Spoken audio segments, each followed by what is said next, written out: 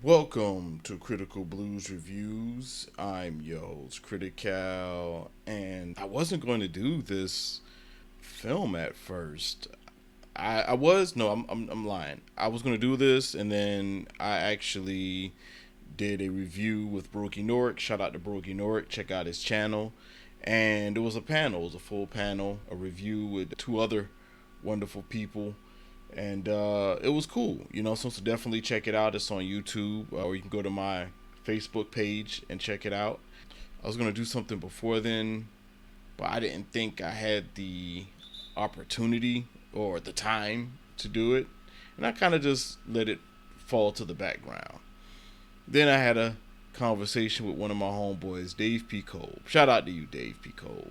You can check me and Dave P. Cole out on my podcast. We did a lot of horror countdowns of just different years. Don't expect every year, unfortunately, but we're gonna get back on it. But anyway, Dave P. Cole, he didn't think that Black Adam was going to be a good movie, so he didn't see it now, and he thinks I'm lying. So I said I was going to do a review on it, a slight spoiler review on it.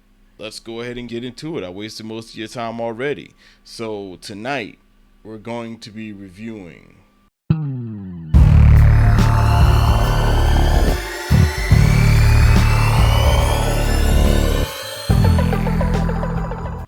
Black Adam. Now, the director for this film, you have Jaume Colette Serra. You might have seen his work with the original Orphan and Unknown. And also you have the writer of this film, you have Adam Sitzikil. I'm sorry, I'm screwing his name. I'm trying to, because it has S's and Z's with a T and a Y. Like that, those are two. Those has to be some vowels in between that. I'm sorry, I shouldn't do that. But yeah, I just have to get used to it. That's all. That's all I'm gonna say. I have to get used to it. And Sitzikil, I'm gonna go with that.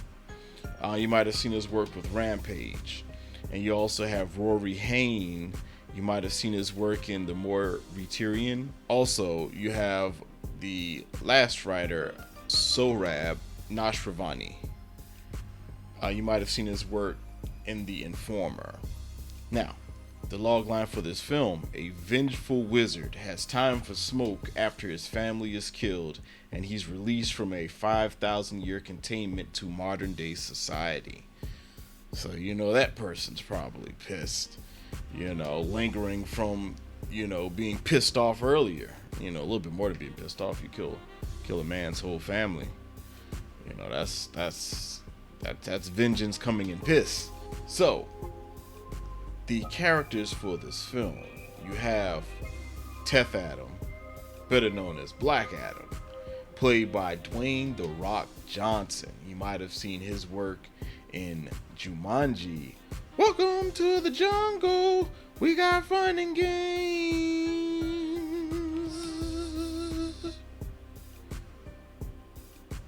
You have Isis, played by Sarah Shahi. You might have seen her in Hangman. You also have Hawkman, played by Idris Hodge. You might have seen his work in Straight Outta Compton. He played MC Ren. You also have Dr. Fate, played by Pierce Brunson. You might have seen him in James Bond GoldenEye, and also The Foreigner with Jackie Chan. You have Cyclone, played by the beautiful Contessa Swindle. You might have seen her work. Actually, she just dropped something called Master Gardener in 2022. Also, you have Adam Smasher, played by Noah Centineo. You might have seen his work in Charlie's Angels that everyone talks about. Everybody's been talking about this Charlie's Angels. That's what you saw. Oh, Noah. Oh, no. Not the black and white Charlie's Angels. That was pretty good. I used to watch that when I was actually I would go visit my father in New York, in the Bronx. We would watch that version of Charlie's Angels. No, but not that Charlie's Angel. No, not the Charlie's Angel with Lucy Liu. That was kind of cool, and they had McFly. playing the antagonist. Nah, not that one. Not that one. The other one. The one that everybody talks about. So I'm going to go ahead and hit up my dislikes, right? So my dislikes for this film. The Rock, I felt he did decent work. His character felt flat at times. He had a backstory, but I don't think the character's backstory translated to the modern day character for obvious reasons. Once you see the film, you understand why it's not a straight path to his backstory. I kind of believe that it felt like the character was empty. You know, it was funny, it was comical. The Black Adam in the comic book, he will sacrifice his own nephew to get what he wants, to liberate his country. It's one of those things where, you know, he's regretful. This is going off the comic books. He's regretful, but he feels like if somebody needs to be sacrificed for his people, he's going to sacrifice you. You know, relative or not. You know, it's hard, it's tough, it's a tough decision. Is that he'll make that tough decision. That's the Black Adam character in the comic book. I didn't really get that because a lot was changed since The Rock obtained that character. A lot has changed from the comic book Black Adam to The Rock, and he's not that same character, so we really don't know what he is. I guess he's picking up on sarcasm, I guess, and going forward he's going to be a very sarcastic character. So we'll see how that goes. But I felt like it might just be the writing. It could be the writing. And speaking of writing, I felt like the writing possibly hindered Black Adam from having a consistent personality. You know, is he a strategist to avoid conflict? Or is he all about the smoke? We don't know. It's two versions of Black Adam or Teth Adam. we don't know which character, what's the right personality for Teth Adam. Some characters may be a little sickening. That's one thing I did notice. They grow on me, but I think they could be a little sickening. They're definitely going to stand out to you. I'm a little confused by Amanda Waller's positioning with the JLA. Just the League of America, yeah, the JLA. You know what I mean? I remember when Batman or Bruce Wayne and Amanda Waller had that conversation, and he was little against her using criminals to stop crime. You know, yeah, I'm a little bit confused about Amanda Waller and Justice League. I don't get that whole triangle. Crown jewels here, Mr. Wayne. And you do understand my legal exposure if anyone knew what I procured for you. Listen, I can keep a secret, okay? What do you want? People are asking questions about Midway City. The kind of people who can get the answers, and if they can get those answers, my head will be on a pike. Consider yourself under my protection. If you deliver.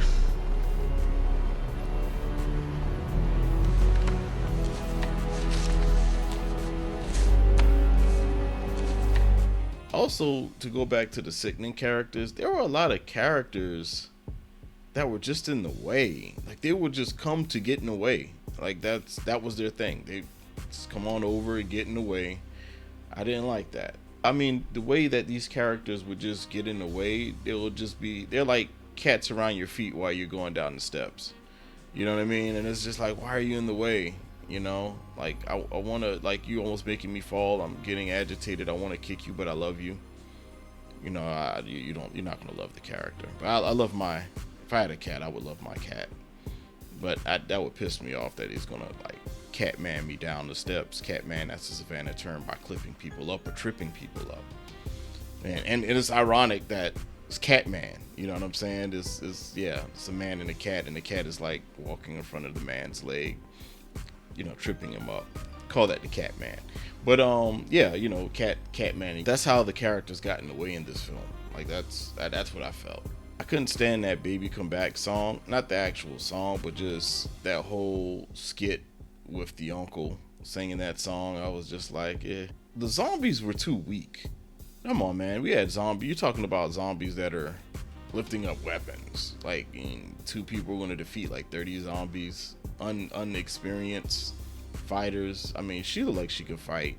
I don't know why or how, but she did. I'm referring to ISIS. So yeah, I mean, they can't do it all day. They're not Captain America. I don't like the fact that the militia. I don't like the fact that when you see a floating man that stopped bullets, you're not afraid. You just, because you're so hardcore training taught you that, hey, if a guy comes floating down to you who could stop bullets, you never retreat. That's a brave crew. You know what I'm saying? That would do that. Crazy. Force is always necessary. Force is always necessary. Black Adam said that. Really, Black Adam? That kind of goes back to what I was saying earlier. You know, who is this character? Force isn't necessary. Or, you know, are you strategic? Are you going to be strategic, or are you all about the smoke? Are you Uchiwali, or are you Five Mics? You know what I'm saying? Like, which one are you? You know, I guess you could say, well, you could be both. No, that's a big skip. That's a big difference. You know what I mean? Like, it's a big difference between the two Black Adam characters. Now, let's get to my likes. So, what I did like about this film, I mean, the action was amazing. I mean, the visual was beautiful. The colors were popping. The environment, it felt like you were actually there. You were actually in Kahndaq. They made Kahndaq a real city. It was more like a town, but you know, maybe it's a small city. But it made you feel like you were there, like you were trying to get accustomed to the statues that were there. Like, even certain statues might have gotten demolished. You know what I'm saying? And you kind of was like, well, you as a tourist, you're kind of like, well, that was the big statue. But just like, nah, it was another statue. But you're aware, you know what I'm saying? Or you can get aware. It's like you're like a tourist in that city. And there's a lot of damages that happen to that city. Like, they definitely got to be like, the people got to be like, yo, like, you are a champion, but you got to lower the toll. I mean, maybe, you know, by this happening, you know, people will always have jobs, you know? So that's a good thing. That's a like. That's a like. I like the JSA. I did another podcast with Brogy, and I said that this wasn't going to be a good movie. I was like, JSA is going to be whack. I forgot how I phrased it, but I figured I wasn't going to be a fan of this film. And so I'm wrong. I'm not afraid to admit when I'm wrong. You know, I'm comfortable in my skin and admit that I was wrong. I really enjoyed this film. I also like the reaction and the chemistry with Hawkman and also Doctor Strange. Dr. Fate. Let me give you a background. Like, I started off in DC Comics. I mean, it's easy to gravitate towards Superman. But I was interested like in Firestorm and Hawkman. I actually probably had the Hawkman toy. I definitely had the Aquaman toy, the orange top, green tights. He was swimming in the water.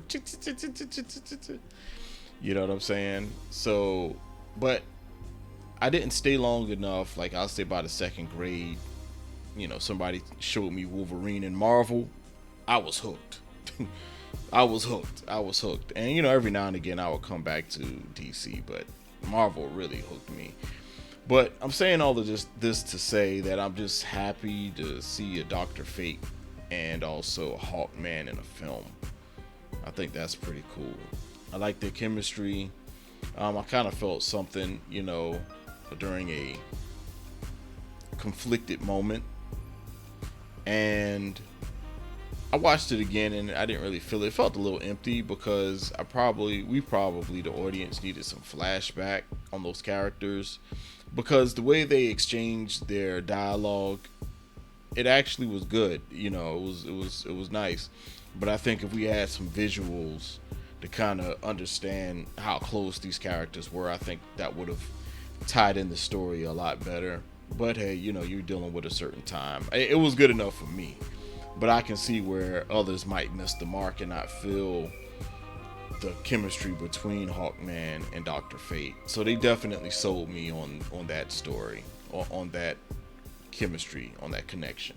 Cyclone, the way she spins, she is so beautiful. Like the way like it pauses on her, like it's like art, like in her face, like her complexion, her eyes, her lips, her jawbone.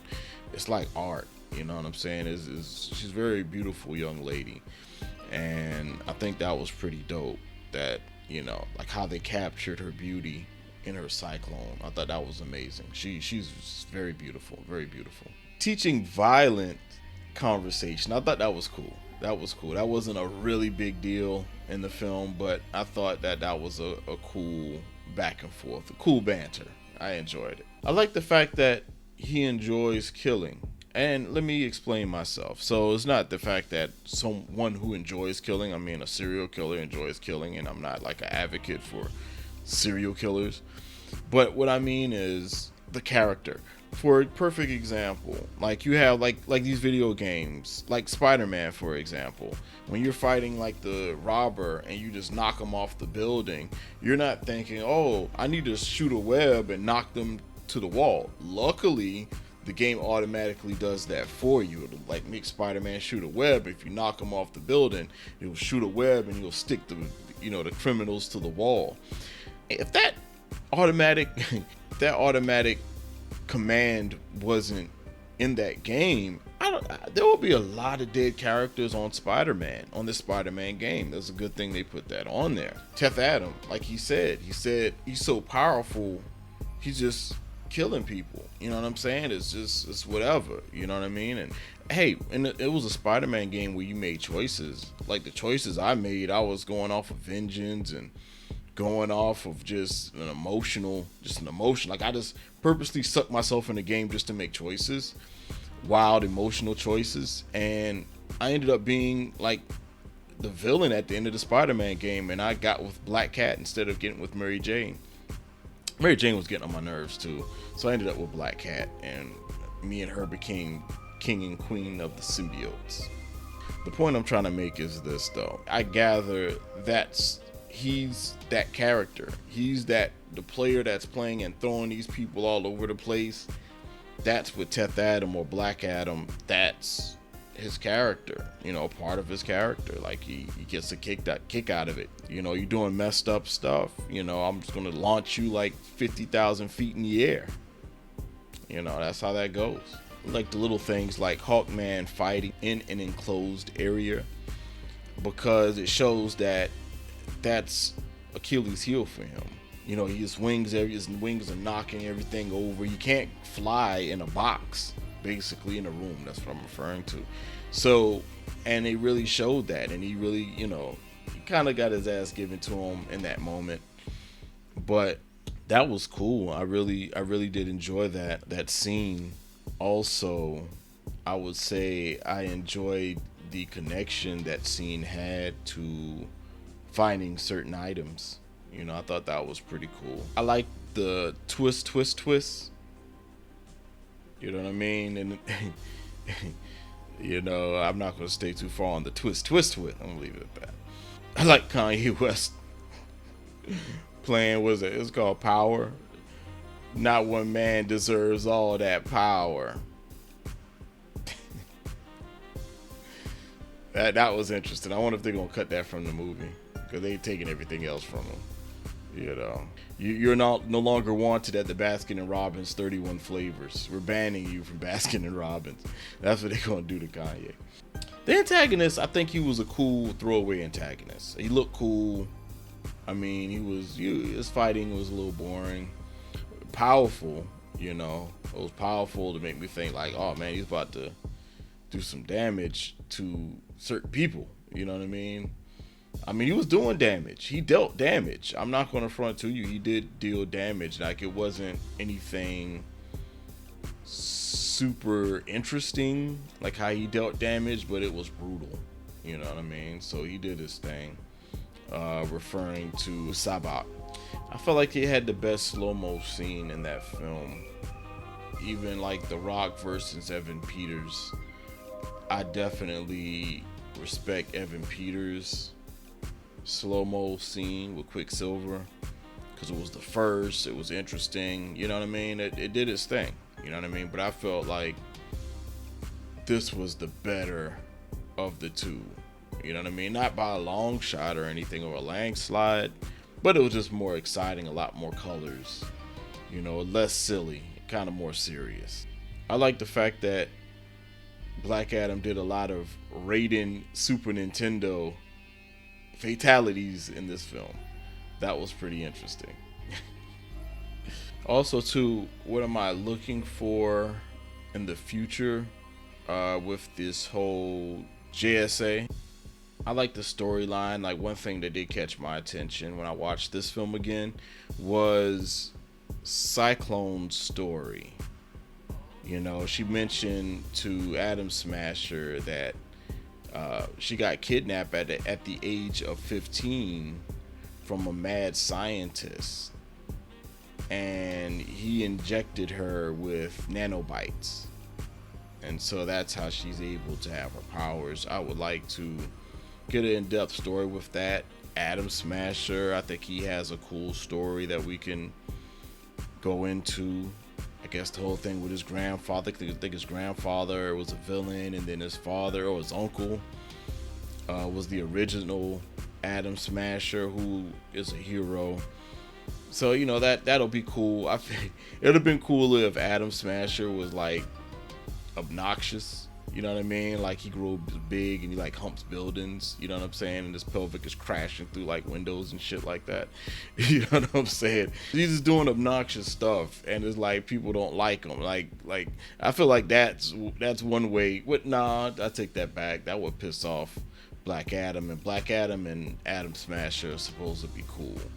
They're supposed to kind of like each other, but they kind of got beef. But you know what I'm saying? In a comic book, they don't have beef, but it's like, you know, Black Adam, I won't say he sees him like a little brother, annoying little brother, I'll add. Also, like Hawkman, like, it'll be cool to see what Hawkman's true story is. It's funny that there's a Hawk woman and it's no sign of her. You just assume that she's in the DCU, but I mean, that may be, he didn't mention anything, you know what I mean? Like, he didn't drop a hint. I probably have to watch it again, you know what I'm saying? Maybe we'll get a JSA and she'll be introduced, like maybe she died or something like that, and she's being reincarnated, you know what I mean? And she doesn't know her full ability yet. It's possible. I feel like this story had an easy task, but it's almost like they were getting in their own way.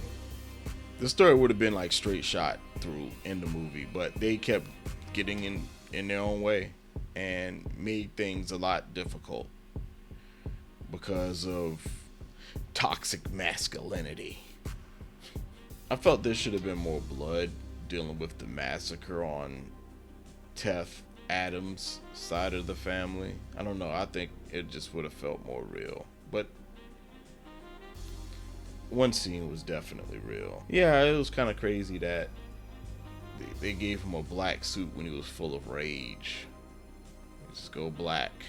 You know what I'm saying? He had on a white outfit. It was light and white. You know what I'm saying? But then, you know, he was tainted by the blackness. Yeah. I did notice this. It was a scene where I believe the JSA ship broke off into two pieces. And they were flying over like maybe it was Antarctica, you know what I mean, somewhere in that area, and it was somebody put a smiley face in the snow. It was like a big ass smiley face. I thought that was funny. One thing I did get, because I understand that Hawkman's history is very uneven. it's not, it's all over the place for the most part. Like, he has so many different origins, how he became Hawkman. You know, he's an alien, or he's, you know, he gets reincarnated. A lot of different backgrounds to the origin story. But one comic book, I felt like this version of Hawkman goes with the Hawk World comics. It's a Hawkman comic titled Hawk World, where he's like the police basically. And in this one, he's more like the police. That was his stance. He was just like the police, you know. You're a criminal, I can't trust you, type of thing. You know what I'm saying? I go with the wall, the blue wall. You know what I'm saying? So, yeah, I did get that. I know I mentioned earlier, Black Adam is, you know, him and his nephew. And he killed his nephew because his nephew wasn't built for the smoke. You know, his nephew was like all about peace. He wanted to, you know, be respectful to the slavers, you know, and the terrorists and the people that colonized Kahndaq. He wanted to show, you know, I think we can change them. You know, we can change you, you know, and the uncle was like, nah. Got to go. So let's go ahead and make our comparisons. I compare this movie to RoboCop. Why RoboCop, Critical? Because you're talking about someone that's trying out the new suit. You're in a new way of living. You know what I'm saying? You're stronger than ever. You know what I mean? So, yeah, you got to try that out. Sometimes, you know, you might throw somebody across the state. And others, you might shoot people in places. You know, like, it basically what it all boils down to, you're taking folks out. Overkills, I might add. Overkills. And also Superman. You know, Superman in a reverse type of way. Remember, like, the Superman that I think it's Man of Steel, where Superman rammed the black man into the wall and killed him. Remember that Superman? And nobody bat an eye. Everybody was like, that is so wrong that Superman killed General Zod. Superman wouldn't kill General Zod. And this man here torpedoed a black man through buildings and killed him. Nobody said shit.